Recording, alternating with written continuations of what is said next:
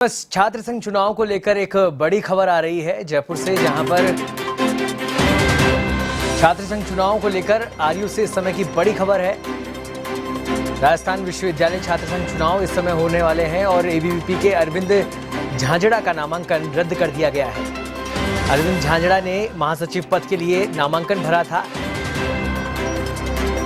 Scrutiny समिति की जांच करके जारी योग्य उम्मीदवारों की सूची जारी की गई है, जिसमें झांझड़ा का नाम हटा दिया गया है। योग्य उम्मीदवारों की सूची में अरविंद झांझड़ा का नाम नहीं है।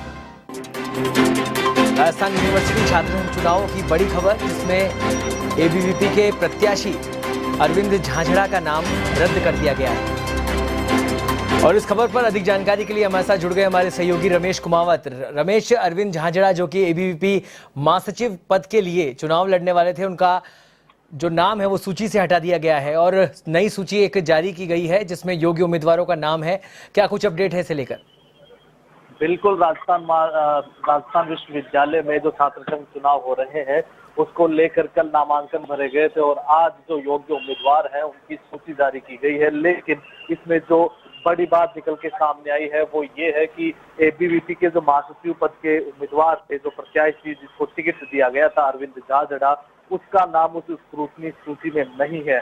यानी कि अरविंद झांझड़ा का जो नामांकन है वो रद्द हो गया है। और ये अब इस वक्त की सबसे बड़ी राजस्थान विश्वविद्यालय से खबर निकल के आ रही है, क्योंकि अरविंद झांझड़ा जो है उसको कोर्ट से राहत मिली थी कि जिन लोगों ने एंट्रेंस एग्जाम दिया है उन लोगों को पहले जो सिंडिकेट की बैठक हुई थी उसमें उन लोगों को एग्जाम देने वाले लोगों को चुनाव लड़ने की अनुमति नहीं दी गई थी। जिसके बाद ये कुछ विद्यार्थी थे जिनमें नरेंद्र यादव, अरविंद झांझड़ा, ऐसे कई व्यक्ति के छात्र थे जो हाई कोर्ट में गए थे, जहां से इनको राहत मिली थी और पीजी एंट्रेंस से एग्जाम देने वाले विद्यार्थियों को भी चुनाव लड़ने की अनुमति दी गई थी।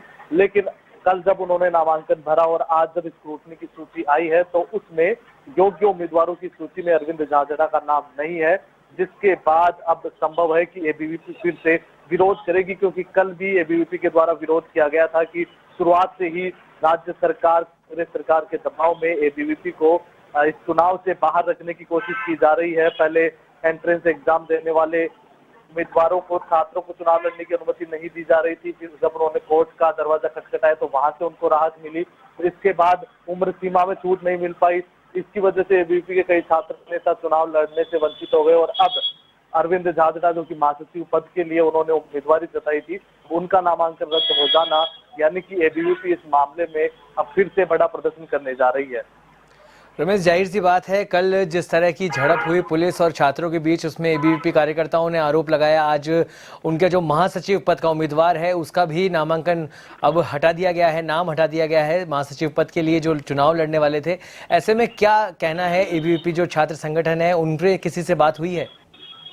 हाँ बिल्कुल, एबीवीपी की शुरुआत से यही कहना रहा है, ये इसी बात पर वो लोग अड़े हुए हैं कि सरकार के दबाव में, राज्य सरकार के दबाव में राजस्थान विश्वविद्यालय का प्रशासन काम कर रहा है, क्योंकि पहले भी उनके कई जो छात्र नेता जो प्रदर्शन कर रहे थे उनके ऊपर मामले दर्ज किए गए और उसके अलावा एंट्रेंस एग्जाम देने वाले जो पीजी के विद्यार्थी थे उन लोगों को चुनाव लड़ने की अनुमति नहीं दी गई थी, जिसकी वजह से एबीवीपी के कई बड़े छात्र नेता चुनावी दौर से पहले ही बाहर हो गए थे।